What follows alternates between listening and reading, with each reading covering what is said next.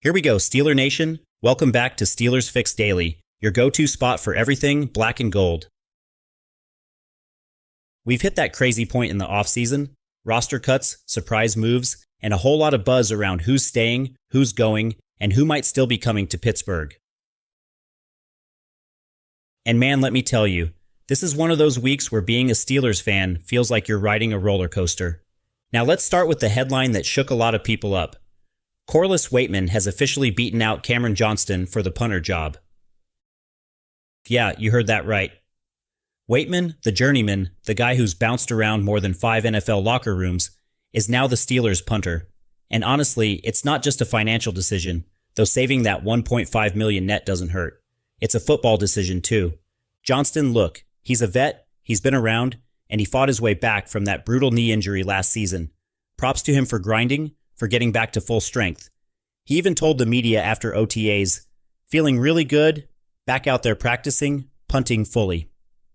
That's the type of mindset you respect. But the Steelers had to make a call here, and they went with the younger leg, the guy who proved last season he can flip the field. Let's not forget, Waitman hit a 71-yard punt last year. 71? That's field flipping, game-changing stuff. And 27 of his 65 punts landed inside the 20. You know what that does for a defense like ours? It's free ammo. That's short fields for TJ Watt, Alex Highsmith, Cam Hayward.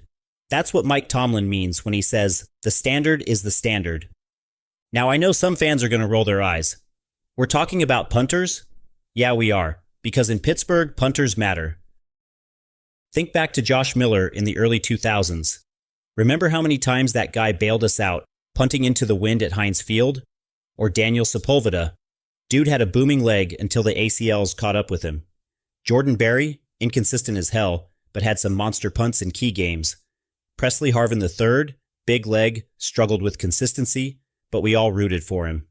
Special teams have swung big games in Steelers history. I mean, how many times did field position flip playoff momentum? We remember the Big Ben throws, the Troy Polamalu picks, the Bettis runs. But buried in those wins were hidden yards, hidden battles, the kind punters decide. And I'll tell you this, standing at Acrisure Stadium in December, when that wind is cutting across the river, when the snow flurries are flying, punting isn't just about leg strength. It's about control, placement. Can you pin the opponent at the 10 instead of booming it into the end zone? Waitman proved last year he can handle that. Now Johnston's release does sting financially a little bit. Steelers will eat $958,000 in dead cap in both 2025 and 2026. But in today's NFL, $1.5 million net savings is a roster spot.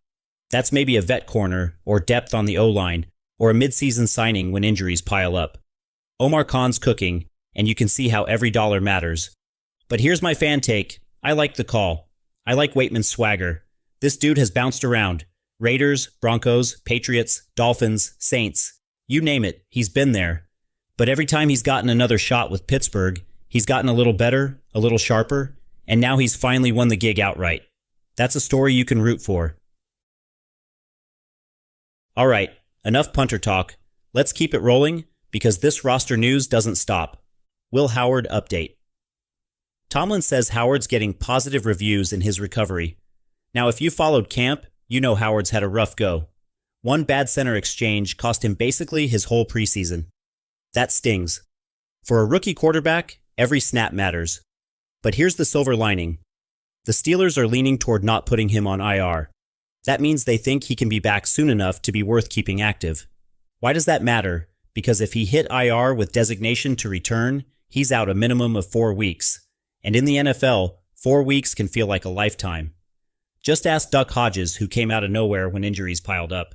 You don't want to shut the door on a rookie quarterback too early. And let's talk about history here. The Steelers have had their share of rookie QBs who needed time. Dennis Dixon had flashes. Landry Jones? He stuck around longer than he probably should have. Even Mason Rudolph. Steady but not flashy. Howard doesn't need to start games this year. He just needs to be in the room, learning from Aaron Rodgers, soaking it all in. Every practice he misses is a lost opportunity, so him getting back soon is a big deal. And think about this. Rodgers has been clear he wants to mentor this kid. He's holding Wilson to a high standard, and you know that same attention to detail is flowing Howard's way too. If Howard can just get on the field, get those scout team reps, start throwing routes to practice squad receivers, that's where development happens. So yeah, I'm glad he might avoid IR. It means the Steelers still think he can contribute in practice, even if he's QB3 on Sundays. Now let's flip to the defense for some good news. Keeanu Benton is back at practice, and that's huge. Benton missed Sunday with an upper body injury, and look, when you hear upper body with a defensive lineman, you get nervous. Shoulders, pecs, those things don't heal quick. But Benton's back already. That's a sigh of relief. This dude is quietly becoming a cornerstone on the line. He's strong, explosive, and he's got that mean streak you love in a Steelers defender. He might not be a household name yet, but trust me, by midseason people are going to be talking about him. Pair him with Cam Hayward and Larry Ogunjobi, and suddenly that line looks nasty again. And Steeler Nation knows, when our defensive line is nasty, everything else clicks. Go back to Casey Hampton, Brett Keisel, Aaron Smith. Those dudes ate blocks, controlled the trenches, and freed up the linebackers to do damage. Benton has that same potential. So to see him back this fast, that's the type of news you want heading into Week 1. All right, that's just the start. We've already covered punters, rookie QBs, and a rising D lineman, and we're just warming up. Coming up next, we've got to talk about DeMarvin Leal, Lew Nichols, Jakobi Meyers trade rumors, and all the other roster chaos. Stick with me, because this is SteelersFix Daily, and we're just getting started. All right, let's get into the DeMarvin Leal situation, because this one stings a little. The Steelers are waiving Leal, a former third-round pick who at one point was seen as a potential steal. The guy came out of Texas A&M with all the tools. He was supposed to be one of those hybrid linemen who could kick inside on passing downs, play edge in certain packages, and give the defense flexibility. But it never clicked. Injuries didn't help. That neck injury last season limited him to just 5 games. But honestly, the bigger issue was fit. The Steelers never figured out if he was an interior lineman or an outside linebacker. They bounced him back and forth, and he never found his rhythm. This is where scheme matters. At Texas A&M, he played as a true defensive end in a 4-3. His hand was in the dirt. He could just bull rush or use his length to set the edge. But Pittsburgh asked him to stand up, drop into coverage at times, then go rush the passer from the inside. That's a hard adjustment. Some guys can make it, others can't. And if we're being real, this isn't the first time we've seen it. Remember Alonzo Jackson? Drafted in 2003, outside linebacker project, never panned out. Or Jarvis Jones, first-round pick in 2013, all the college production in the world. But once he hit the NFL, the lack of athletic burst showed. Steelers fans know that heartbreak. Leal had 104 defensive snaps this preseason. That's a big sample. And yet, just 5 tackles, no sacks, 5 QB pressures, that's not going to cut it, especially when guys like Jack Sawyer are breathing down your neck. Speaking of Sawyer, let's talk about him. 4th-round pick this year, and man, you can see the flashes. He's got that Ohio State pedigree, he's explosive off the line, and he's hungry. That's the difference. You watch Leal and you see a guy unsure of where he fits. You watch Sawyer and you see a kid just attacking. Now Leal's release probably signals something else too. It's a good sign for Nick Herbig's health. Tomlin was iffy earlier this week, saying Herbig was questionable for Week 1. But if they were really worried, they'd hold on to Leal just for depth. The fact they let him go tells me they believe Herbig and Highsmith will be good to go opposite TJ Watt. And that's the other part here. Leal was buried. Watt is Watt. Highsmith just got paid. Herbig is the developmental guy. Sawyer is flashing as a rookie. Leal was at best the 5th edge option. That's not a recipe for snaps. It's crazy though, because Leal was once considered a first-round prospect. He slid to the 3rd, Steelers pounced, and now 3 years later he's out the door with just 1 career sack in 28 games. That's the NFL, man. Potential doesn't guarantee production. I'll be honest though, I wouldn't be shocked if Leal catches on somewhere else and has a moment. Sometimes a change of scenery, a different scheme, it's all a player needs. But in Pittsburgh, the experiment's over. Let's zoom out for a second. This is why drafting is such a gamble. For every TJ Watt who lives up to the hype and then some, you get a Leal or a Jarvis Jones who never fits. The standard might be the standard, but the NFL is brutal on guys who don't adapt quick. And Steeler Nation knows this pain. We've been spoiled with stars. Troy, Ben, Hines, Bettis, Pouncey, DeCastro. But there are also the names we shake our heads at. Leal's going to be one of those for this era. Now before we move on, let's give credit to Omar Khan and the front office. They gave Leal a full look. 104 snaps in preseason is no joke. They gave him every chance to prove himself while Watt sat out and Highsmith nursed an injury. The fact he couldn't take advantage says it all. So where does that leave the Steelers? Pretty solid, actually. Watt and Highsmith are healthy. Herbig's looking like he'll suit up. Sawyer is flashing. Depth looks better than it did a month ago. And with Benton back on the line and Cam Hayward still anchoring, this defense is ready.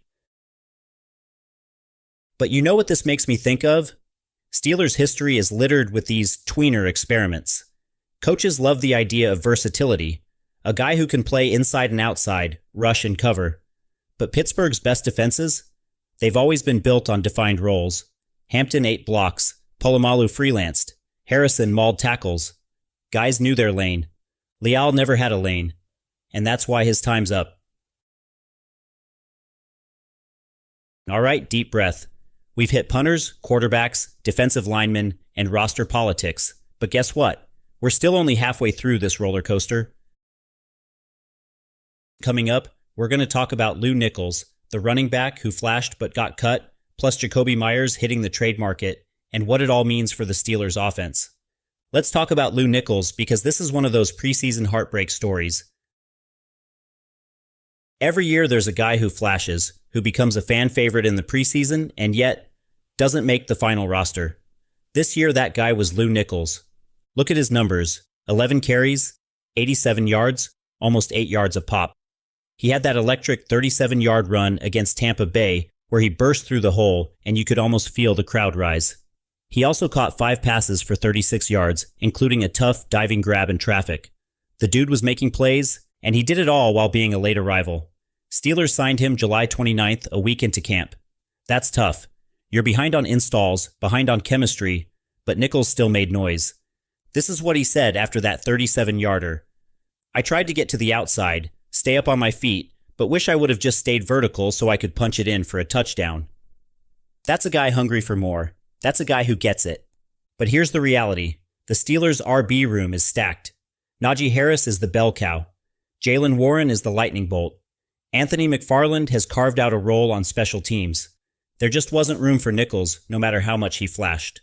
The hope, and I think it's a real one, is that Nichols clears waivers and lands back on the practice squad, because he has something you can't teach: explosiveness. He led the NCAA in rushing in 2021 at Central Michigan. He knows how to find daylight. And for a Steelers team that wants depth insurance, he's a great fit for the practice squad. Now let me take you back a bit. Steeler fans have seen these preseason RB stories before. Remember Isaac Redman? Undrafted, but he made a name in camp and became a fan favorite. Or Jonathan Dwyer, flashed, stuck around for a bit. Mueldy Moore came in as depth, had some huge moments. Every era has that camp back who makes noise. Nichols is this year's version. It's tough, man. You want him to succeed? You root for the underdog, and maybe he still will, on the practice squad or maybe with another team. But for now, it's a numbers game. Now let's pivot to something spicy: wide receiver trade rumors. Jakobi Meyers has officially requested a trade out of Las Vegas. That's big. He had over 1,000 yards last season, led all Raiders wide receivers, and is only 28. The issue? Money. He wants an extension. Raiders aren't biting, and now he's saying, "Get me out." Here's why Steeler fans should care. Pittsburgh needs another outside receiver to pair with DK Metcalf. George Pickens is gone. Calvin Austin is more of a slot-like gadget guy. Roman Wilson's a rookie, and while he's flashed, you don't want to put all the pressure on him. Meyers would fit like a glove. But, and it's a big but, the money is tricky. Meyers is owed $10.5 million this year. Raiders trading him would eat $4.2 million in dead cap. They're not thrilled about that. And the Steelers just saved $1.5 million cutting Johnston, but that doesn't magically solve the cap math. Still, Omar Khan has been aggressive. He's been sniffing around Gabe Davis, even brought him in for a second visit. No deal yet. Meyers might be out of reach, but if the Raiders blink... You better believe the Steelers will be on the phone. Let me just say this. Imagine Rodgers with Metcalf, Meyers, and Pat Freiermuth. That's a nasty trio. That's experience, size, reliability. That's an offense that can actually keep pace with Mahomes and Burrow in the AFC. So yeah, it's speculation now. But where there's smoke, sometimes there's fire. And hey, speaking of moves, let's not forget the smaller cuts. Dylan Cook is gone. He was the fourth OT, and cutting him tells us something good. Calvin Anderson's health is trending the right way. That's a win. Robert Woods also got released from his team, and while that's not Steelers news yet, it's worth watching. Woods is a vet, reliable hands, locker room leader. If the Steelers want depth at wide receiver and don't want to pay Meyers money, a guy like Woods is exactly who they'd look at. And then, of course, the long cut list. Beanie Bishop, James Pierre, Sebastian Castro, Chuck Clark, Dominique Davis, Keyshawn Williams, Brandon Johnson, Max Sharping, Trey Sermon, plus Corey Trice to IR. Some of those names, like Clark, could circle back after IR shuffles. That's the chaos of cut week. Guys you thought were gone suddenly reappear. Others vanish and never come back. It's part of the NFL churn. So let's step back. What do we have? Waitman wins the punter job. Will Howard on the mend. Benton back. Leal out. Nichols cut but maybe back. Meyers trade buzz. Depth shuffles with Cook and Woods. Final cuts clearing space. That's a whole new look Steelers roster. And it all sets the stage for Week 1 against the Jets. Alright, one more block to wrap this thing up. We're going to pull it all together, look ahead to Week 1, and talk about what these moves really mean for Steeler Nation. Here's the bottom line. Steeler Nation, this roster is starting to take shape, and it screams one thing: urgency.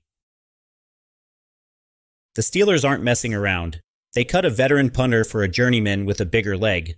They let go of a third-round defensive lineman because he couldn't fit. They're sniffing around trade markets to give Rodgers more weapons.